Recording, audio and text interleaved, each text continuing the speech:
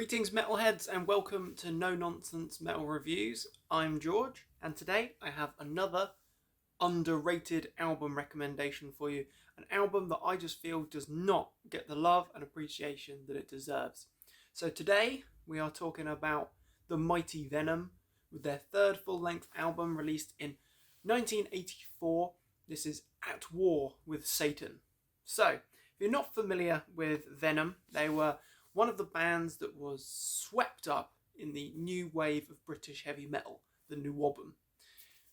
Really, I think there's a lot of debate about whether or not they actually fit in with the new wave of British heavy metal sound and style.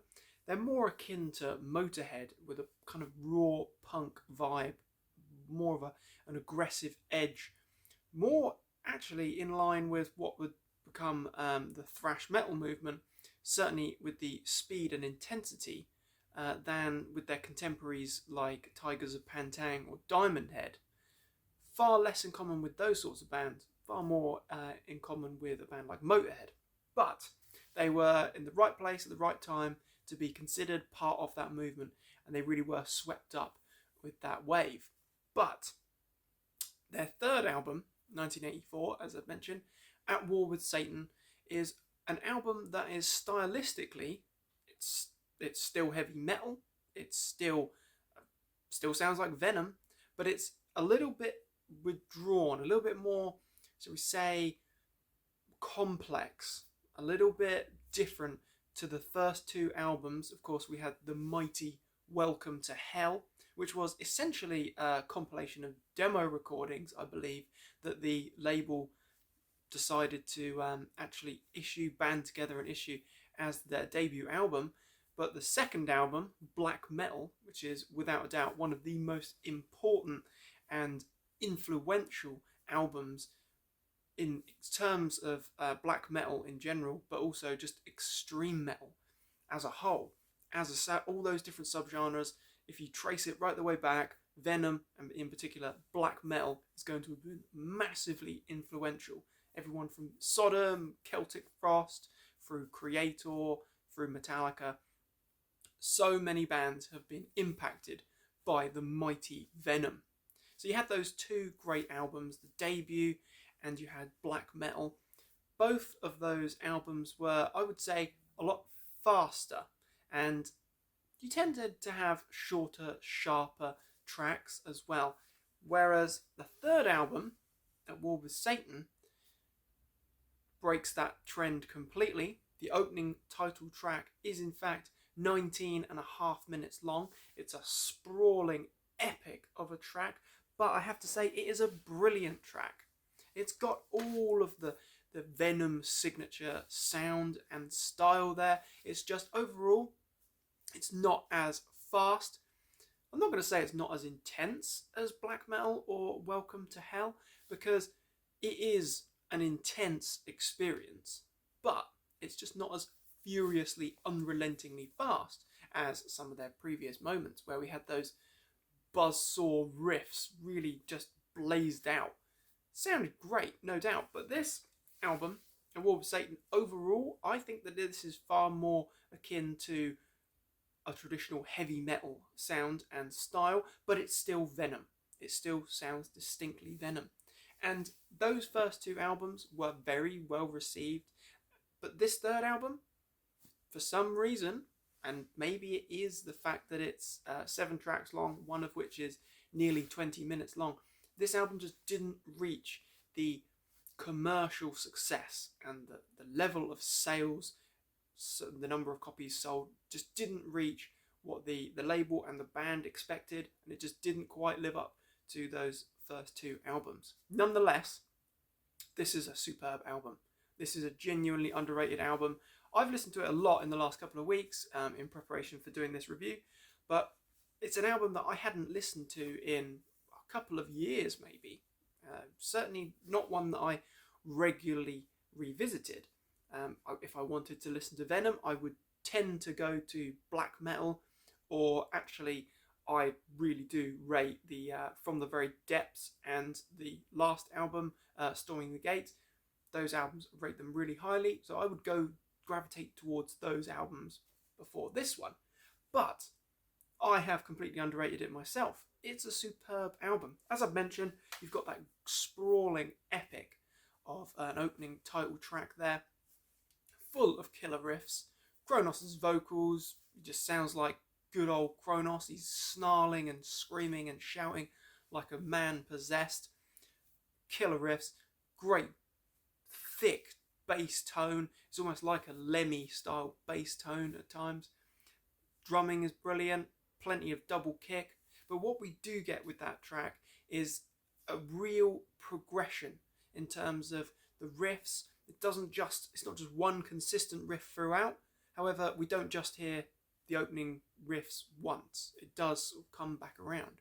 It changes pace. Like, for example, things slow right down around 15 minutes. The last couple of minutes, in fact, are spoken word in a very sort of creepy, ritualistic way. But it sounds brilliant. It's a great track. It doesn't feel like an arduous listen or a really tedious listen. It's not boring for a second. Despite the fact that it's such a long song, it does really grip your attention. It keeps your attention really well. And it's a great track. It's Venom. Can't understate just how important Venom are in general, but this is Venom on fine form. Absolutely. Second track, Rip Ride. That is a much faster, much more furious track. Kronos is straining his vocals. So metal. It sounds great, but it's actually a bit of a thrasher. The intensity, the speed, it's all there. Great track.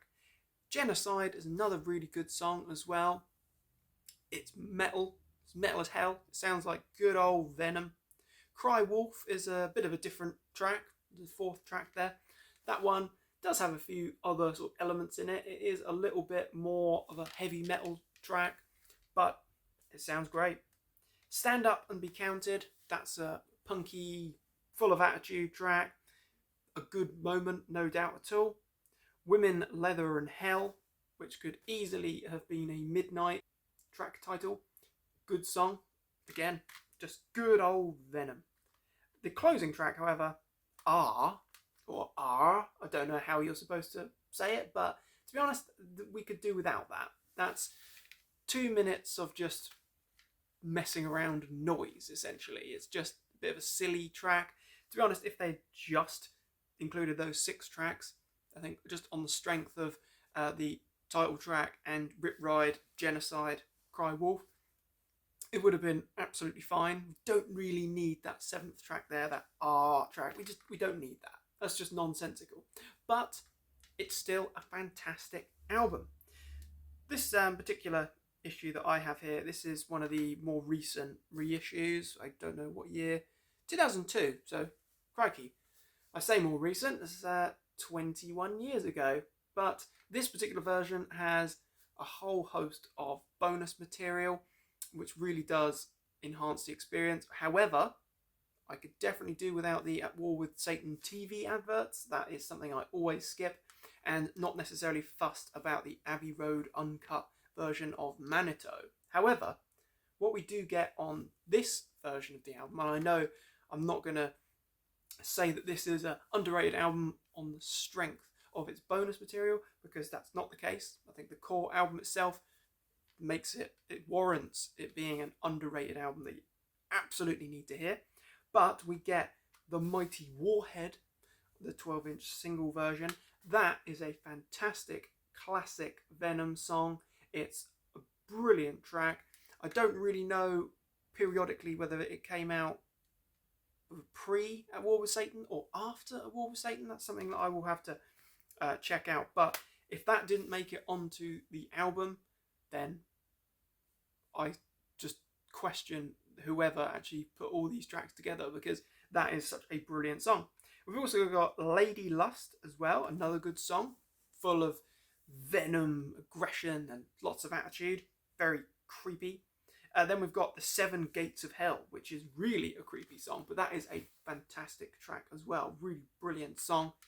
So these are just tracks, really, that if you've got the time, if you're going to listen to the album, check out these ones as well. They flow perfectly. We've got Manito, another good one.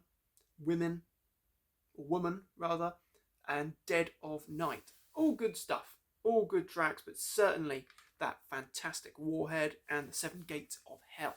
But At War with Satan is a seriously underrated album.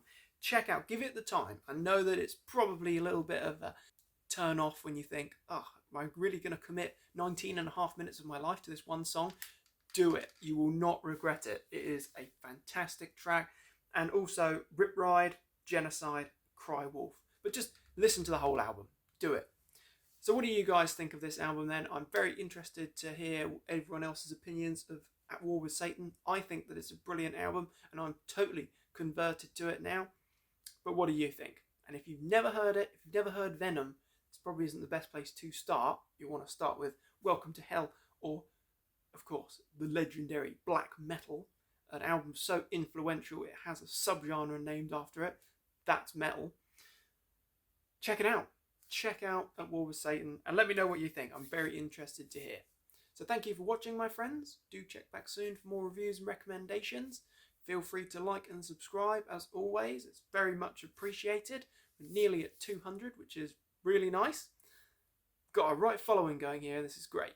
So thanks again, my friends. Do take care and as always, stay heavy.